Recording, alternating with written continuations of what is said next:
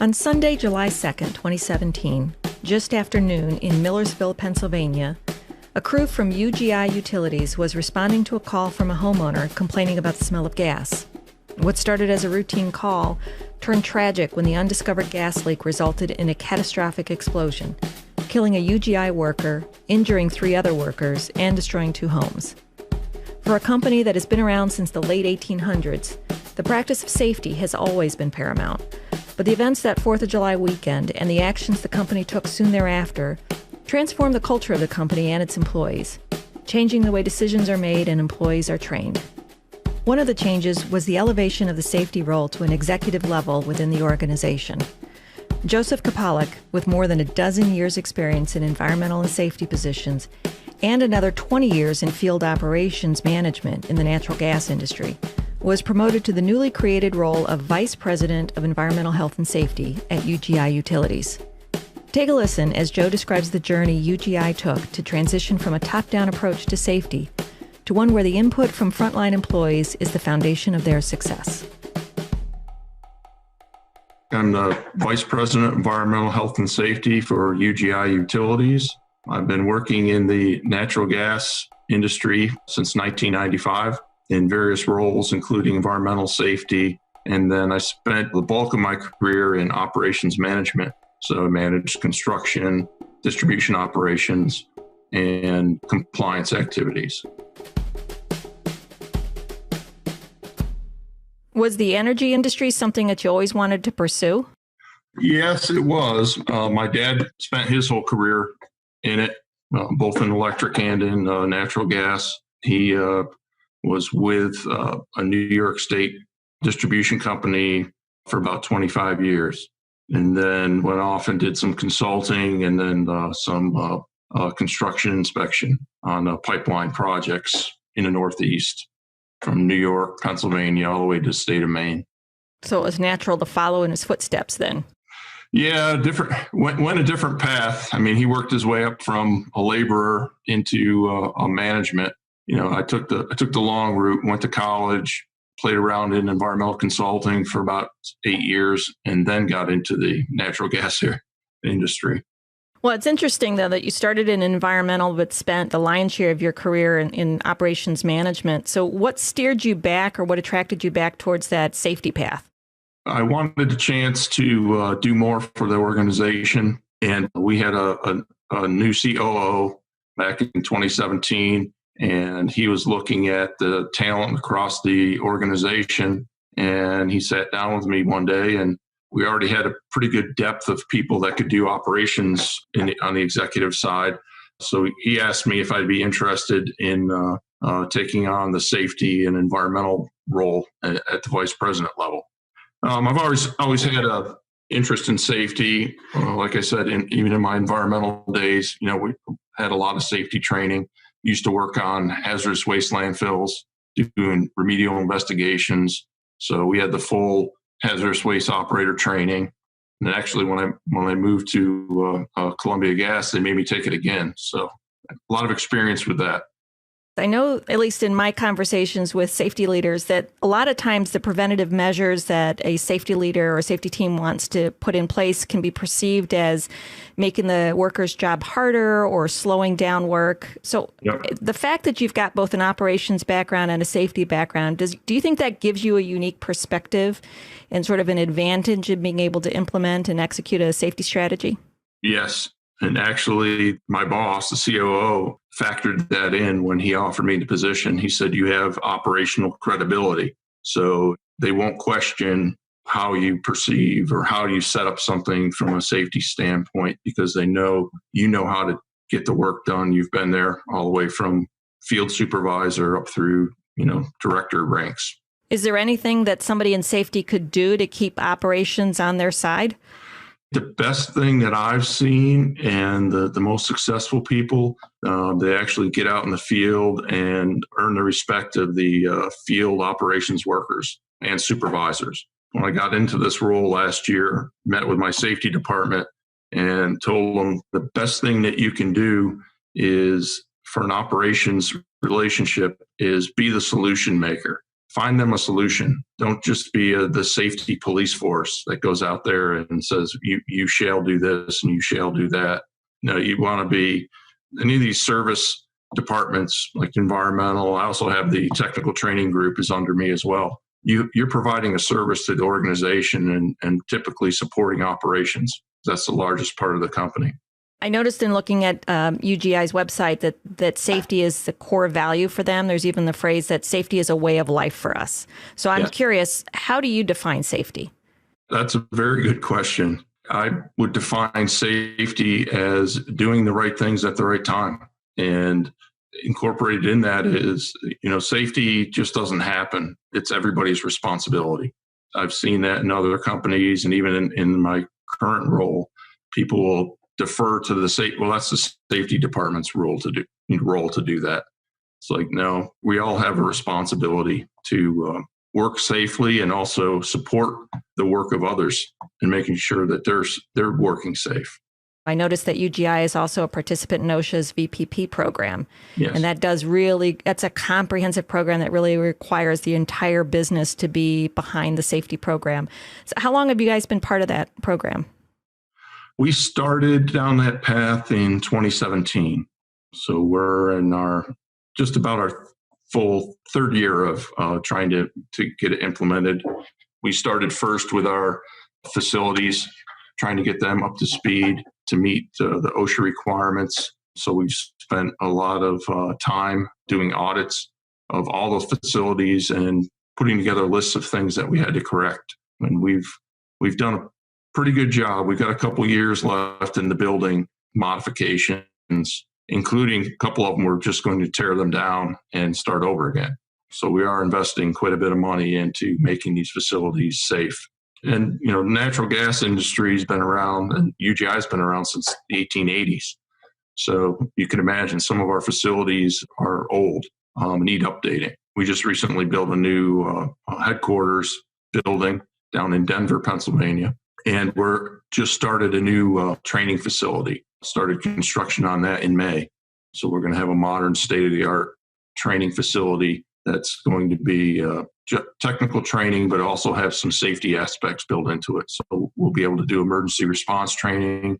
We're building we call it Safety Town, but basically a leak detection field so we can have live natural gas leaks and have our people go out as training and find those leaks and pinpoint where they are, not just in pipelines, but also in a townhouse setting that we're going to build. We're building a townhouse with 3 floors, so we'll be able to have leaks in the basement and on the first floor as well as the outside leaks. Well, that's impressive. So that's going to be company-wide? That's centralized training or? Centralized training. So all new employees will go through the training there, and there'll be a group of trainings that the rest of the employees will go through as needed. In the natural gas industry, we have to be operator qualified. So we have to train and then test our employees on any activity that has to do with moving natural gas. So that's something as simple as turning a valve on. You have to be qualified for that. Leak detection, that's a big one. Leak investigation, that's an operator qualification task. So this new training facility is going to help enhance that, our ability to train people in more of a real world situation. That's a heck of an investment. So I've got to believe things like pursuing the VPP certification, that program, investing in this training facility, that has got to be probably CEO level down decision making. Yeah. Is that a fair? Yes, it is. Our CEO is very in tune with safety. He's done a lot to help promote it in the organization, and he knows the risks that we have in the industry that we're in. It's very safety sensitive industry, and he's been willing to help finance what we need to be a safer organization. I did some research on the company, and I noticed probably about 3 or 4 years ago, the company was recognized for some of the other investments that they've made in improving technology, financial supply chain systems, and it seems like safety was the next level of that. So to me, that implies that the company really sees safety as one of those foundational systems for the business, not just an expense. Yeah, it's been very refreshing, having worked for several different natural gas companies. I'm extremely impressed on not just our business unit CEO, but our corporation CEO and their focus on safety and their support of it. It's really been demonstrated through this pandemic and how much support we've received from our top executives on keeping our people safe. We're an essential business, so we couldn't just shut the doors. We had to keep working. Does your business do strategic planning then for safety? I mean, a lot of businesses will spend a lot of time on a 3-year business plan or a 5-year business plan. So do they do the same thing on a safety plan? Yeah, late in 2017, we brought in DuPont Safety Solutions. They're a world-class organization in converting your safety culture into a better place to work. And I've been very impressed. I got to work with them even in my past role because of my interest in safety. They put me on the team. So I've spent almost 3 years working with the DuPont people and doing a whole safety culture initiative with them. And that included a survey of all employees on the safety culture. And then they did over 200 face-to-face interviews with leaders, union leaders, and field employees. And they came back with recommendations on where we needed to improve. And I was impressed with our senior executives because they had to listen to some things that they didn't really probably want to hear. But it was some things were resounding. We were just too discipline based on trying to correct safety with discipline instead of looking at our culture and trying to figure out how to improve our safety culture and the way we look at it and the way we support each other in safety. So 2019, I would say, is our first year of having started that process, and we dropped our OSHA recordable rate by 25%. Very impressive. Year over year from 2018 to 2019. And our motor vehicle incidents dropped almost 50%. That's really impressive. So that's the safety culture transformation program that you're talking about. Yes. Was there a particular event or what triggered the idea to bring in the DuPont safety group to do the audit and do the culture survey? We had a fatality in 2017. One of our employees was responding to an odor of gas call, and the building he was helping to protect ignited, and the explosion killed him and wounded 2 other UGI employees. So that was this July 4th weekend of 2017. We had an NTSB investigation, the Pennsylvania Utility Commission did an investigation, as well as we did internal investigations on what happened, what could have prevented it. And we realized that there were some improvements that needed to be made on how we respond to emergencies, the kind of equipment we use, and we need to preserve life as our first priority. And my experience in the natural gas industry is, and I saw this with my father as well, your first thing you do when you get out in operations in the field is if you get called on an odor of gas, you want to find out, well, what's wrong and let's fix it. Instead of the mindset of, say, let's step back, let's monitor where we are before we start going in and let's make the conditions safe. One of the things we changed is one of the metrics that we use is assessing our field operations, and that is a make safe time. That's the time it takes to call an employee out after hours or during the day if they're at work, getting them out into the field and making whatever situation they find safe, whether it's a pipe leaking or valve leaking, a leak in a customer's home. And we've been recognized by American Gas Association for our emergency response time. We have some of the best emergency response times in the industry now. You talked before about it was a very disciplined approach to safety as opposed to really being a way of life. What's changed? Well, we've definitely changed the focus.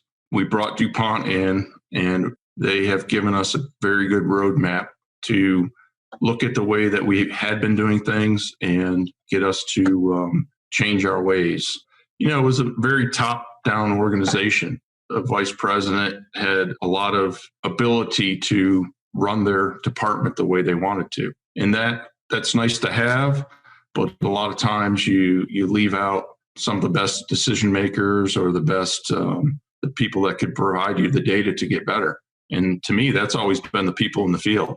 That's where our largest risk is. They're the ones that know how to do the job the best. They know what's the safest way and what's the most efficient way to do it. So bringing DuPont in, we established a new process for improving on safety. We started process improvement teams. And one of the first ones we did was on driver safety. So we had a combined group of union leadership as well as operations leadership, training, representation, as well as safety. And there was an executive sponsor on the team. The outcome of that was a report that they put together and had recommendations on how to proceed with improving driver safety in the organization. That was one of 3 process improvement teams we had in 2019. And we just recently hired a project manager to help manage the implementation of those recommendations. Just another example of the support I'm getting to improve safety in the organization. So I think that's the difference. We're now starting to not tell people what to do, but involve them in the solutions and improving employee engagement, because that's what it comes down to. Is if you've got an engaged workforce, the trust level goes up between labor and the management. And once you become part of the solution, you feel a lot more comfortable in how that decision was made. And that's what we're seeing. Did you have any challenges at the onset to have that engaged workforce, or were they on board right from the get-go? UGI is made up of 3 former companies, natural gas companies in Pennsylvania. So with that comes 13 different field union contracts, plus geographically diverse. And if you know something about the state of Pennsylvania, there's a lot of different geographies. We're in the very suburban areas of the Lehigh Valley, Allentown, Bethlehem. And then we're also in the rural areas of Coudersport and Wellsboro, Freiburg, out in northwestern Pennsylvania. So it was difficult to bring those 3 organizations together. There was an acquisition in 2008 and 2006. So with that, people were raised differently because they were in a different culture. So you're trying to meld 3 cultures together, and didn't work well because of some of the ways that they were doing things, because they tried that top-down approach, but in a way where it was more dictated what you should do or what you shall do, instead of involving the employees in the decision-making process where possible. So you had to get those other organizations to embrace the idea of accepting input, to not just make it top-down? It was a definite change in the way the company operated. And with that, there was a change in some of the personnel. There was a new operations vice president was put in place. My role was created. They never had someone that had environmental health and safety at the executive level. It was managed in the past by director level position. So they raised the profile of that with my new position, and just definitely changed the way that we're making decisions. How are you measuring success? Well, one of the ways we're measuring it is in employee satisfaction. We will be doing another survey this year to look at how employees have responded since we started the safety culture program, and really look at the employee engagement and see if that's improved. We did with the help of DuPont, we crafted a short survey back at the beginning of May that we put out to all the employees, trying to get some feedback on them about how we're handling the COVID-19 pandemic and how it was impacting our business. And we had about a 65% participation rate, and it was split evenly between the field employees and office management employees. And one of the highest rated responses was on the trust of the management was doing the right thing. That did not happen in the past. One of the things, and this is going to sound a little redundant given what you've already been talking about, but I think it's really important to get across. A lot of companies are proud of their safety culture, and they show that pride on their website with banners and with slogans. How do you build a culture of safety and reinforce the right behaviors without making it just about a slogan? What has UGI done differently? We've gotten the employees involved. You talk about the slogan. We do have a slogan. It's the "I'll be there" slogan. We put it on just about everything: t-shirts, hats, pens, cups. But that slogan was developed from the feedback that DuPont took from us. And we had basically safety culture meetings with all employees over about a 3-month period. And then we had, once the brand was developed, we had brand kickoff meetings where all employees were invited. We had to have 5 of them because of the geography that we had, because we have 1,700 employees across Pennsylvania. So they were involved in that, and they got to see what the product of their work was. So I think that's the difference is, you can put out fancy marketing, you can, have communications people write up nice paragraphs and post them on your company newsletters and websites. But truly, to develop the safety culture, you have to have everybody involved. It's clear from everything we've been talking about that your company, from the CEO on down, really embraces safety and sees it as a strategic component to your success. So what is it that your C-suite, your leadership knows that you think every business leader should know? It's not just about safety. It's about how you develop the corporate culture.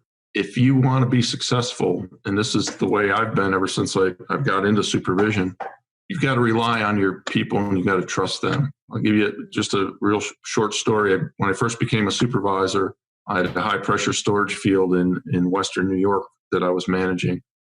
And I'd only been on the job 10 days. And there was a high pressure leak in a stream about 150 feet away from someone's home. So I called out 2 of my operations guys to work on figure out the issue. What are we going to do with this issue? How are we going to fix it? So we got out there. It was about 3:00 in the morning by the time we were all out there. And I asked the field employees, how did they want to approach the repair? And they looked at each other, then they looked at me, and then they went on to tell me what they wanted to do. And the next day, we got the leak fixed and everything went fine. Everything was safe. But one of the field employees came up to me and he said, "Joe," he goes, "I didn't want you thinking that we didn't know what to do when you asked us how we wanted to proceed to fix that." He goes, "Nobody's ever asked us before.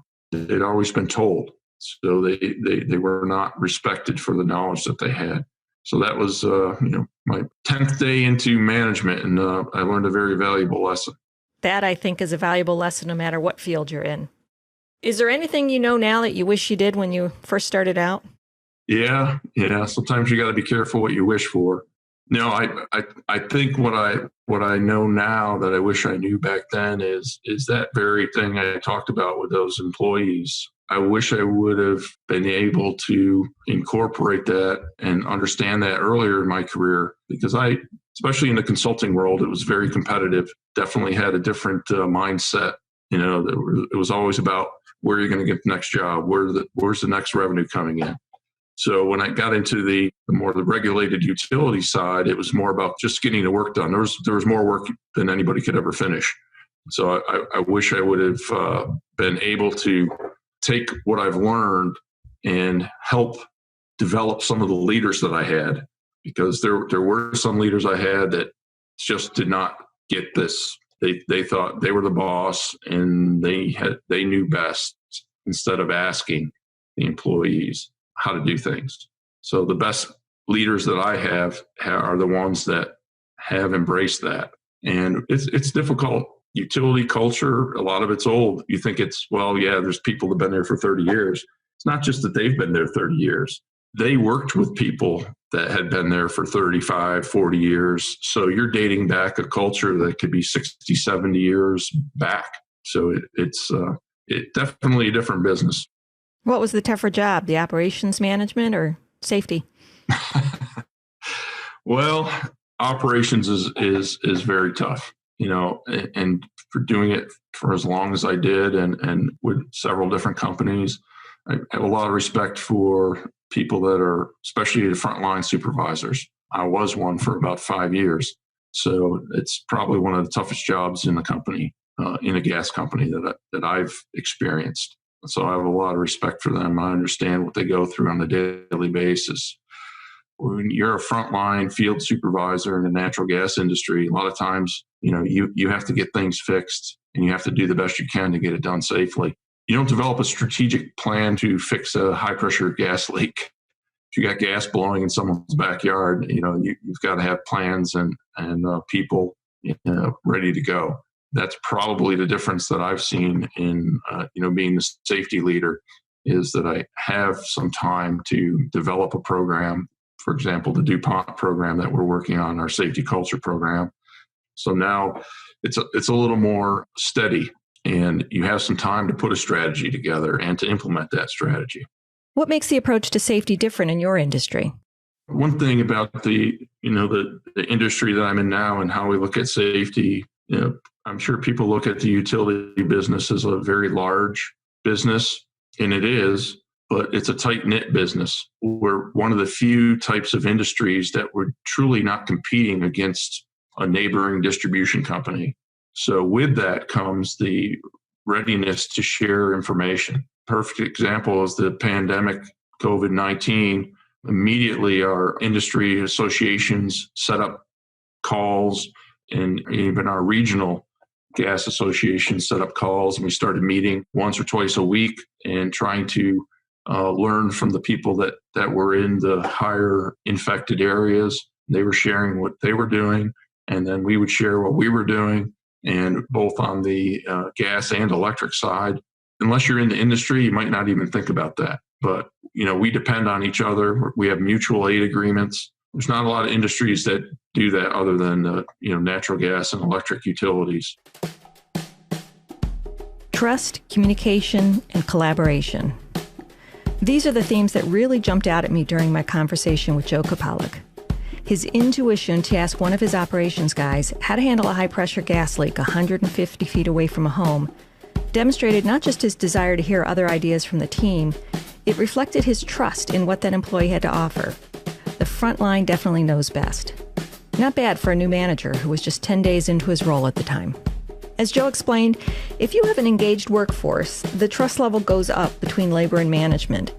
And with all the changes UGI has undertaken over the past 3 years, the level of engagement and trust they have with their employees is abundantly clear. Best of all, it's showing up in real business results, like best-in-class emergency response times, reductions in costly OSHA recordable incidents, and even employee satisfaction rates. This is Kathleen Finato from TRUCE Software. Join me again as I talk to safety leaders across a wide range of industries to understand how what drives them in their field is also driving the success of their companies. It's no accident.